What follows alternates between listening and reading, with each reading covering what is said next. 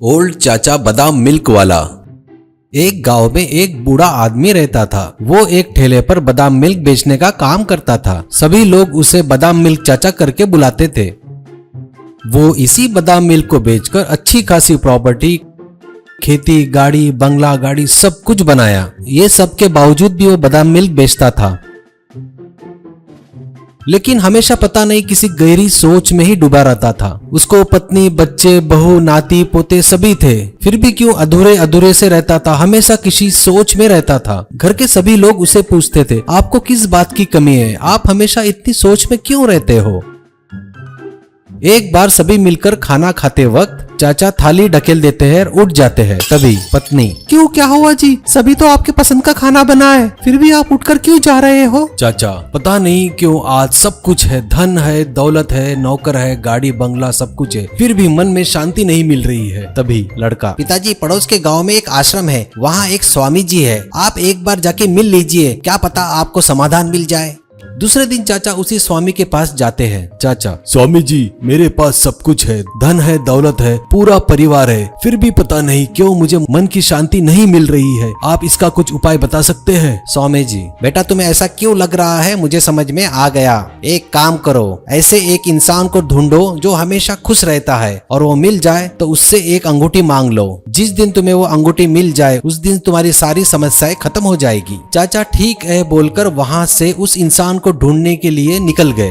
वो वैसे ही इंसान को ढूंढने के लिए गांव घूमने लगे। एक दिन एक गांव में चौपाल पर बैठा एक आदमी हंसते हुए बहुत खुश दिखाई दे रहा था। चाचा उसे देखकर, आप कौन हो? आपका नाम क्या है? आप क्या करते हो? आदमी ने बोला, चाचा जी, मैं एक पंडित हूँ, मैं सभी खुशी के कार्य करता हूँ। चाचा, आप बहुत खुश दिख रहे हो, क्यों, क्या हुआ? आप हमेशा ऐसे ही रहते हो क्या? आदमी बोला, ऐसा होता तो कितना अच्छा होता। मैं भी जब किसी गरीब और दुखी को देखता हूँ तो मेरा मन भी विचारों में घिर जाता है। चाचा समझ गए कि मैं जिसे ढूंढ रहा हूँ ये वो व्यक्ति नहीं है, और वहाँ से चले गए। कुछ दूर जाने पर चाचा को एक ज्योतिष दिखाई दिया। चाचा समझे इसके पास मुझे समाधान जरूर मिलेगा। फिर चाचा ने सोचा कि उस ज्योतिष से पूछता हूँ, इसको सब कुछ पता होगा। चाचा ज्योतिष को पूरी बात बताते हैं। ज्योतिष, अरे मुझे मेरे भविष्य के बारे में पता है, और मैं कब मरूंगा ये भी पता है। जब भी मरने के दिन के बारे में सोचता हूँ ना, मैं विचारों में घिर जाता हूँ और नाराज हो जाता हूँ। चाचा सोचे ये भी मेरे काम का व्यक्ति नहीं है। ऐसा सोचकर वो वहाँ से चले गए।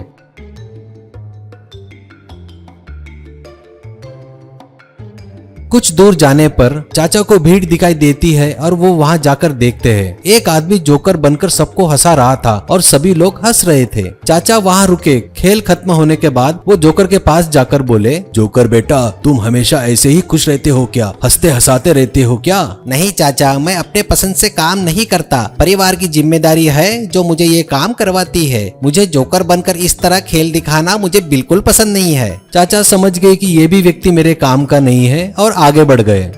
चाचा चलते चलते जंगल के रास्ते लग गए और वो बहुत थक गए थे और एक पेड़ के नीचे बैठ गए और उनकी आंख लग गई। थोड़ी दूर पर एक व्यक्ति पेड़ काट रहा था। उसकी आवाज से चाचा की आंख खुली और उन्हें भूख भी लगी थी। लकड़हारा देख समझ गया था और चाचा से पूछने लगा, अरे आप कौन है? इस जंगल में क्या कर रहे हैं? चाचा जी, यहाँ कैसे पहुँचे? ये सब बातें उस लकड़हारे को बताना उचित नहीं लगा। फिर चाचा जी ने उसे कहा कि मैं सिर्फ रास्ता भटक गया हूँ। लकड़हारा, तो चाचा आपको बहुत भूख लगी होगी ना, चलिए इस गरीब की झोपड़ी में कुछ सूखा खा लीजिएगा।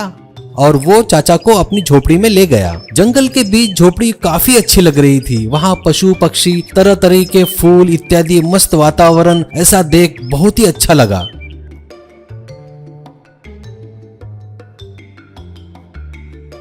और चाचा ने वहाँ खाना भी खा लिया।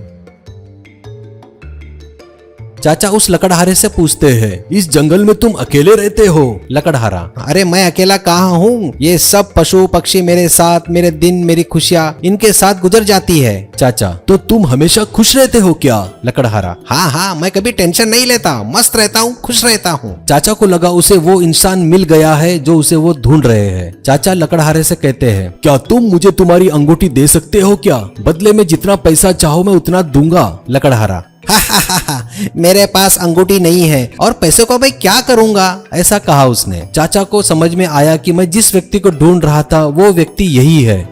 वो तुरंत स्वामी जी के पास गया और कहा, स्वामी जी आपने जो व्यक्ति के बारे में बताया वो मिला, पर उसके पास अंगूठी नहीं थी, अब क्या करे? स्वामी जी, उसके पास कुछ भी नहीं है, फिर भी वो खुश है, बगैर टेंशन के जी रहा है। लेकिन तेरे पास सब कुछ है, फिर भी तू सोच में टेंशन में जी रहा है। इसका कारण तुझे पता है क्या? चाचा जी, लगता है लकड़हारे के खुशी रहने का कारण आपको पता चल गया है, मुझे बताइए ना प्लीज। स्वामी जी, हाँ मुझे पता चल गया। उसकी बड़ी बड़ी इच्छाएं नहीं है, उसके पास जितना है वो उतने में समाधानी है, इसलिए वो बहुत खुश है। इसलिए कहता हूँ इंसानों में इच्छाएं बढ़ेगी तो विचार बढ़ेंगे, विचार बढ़ेंगे तो अशांति बढ़ेगी, टेंशन बढ़ेगा। इसलिए जो है उसमें समाधान होकर जीना सीखो, सभी टेंशन खत्म हो जाएगी तेरी।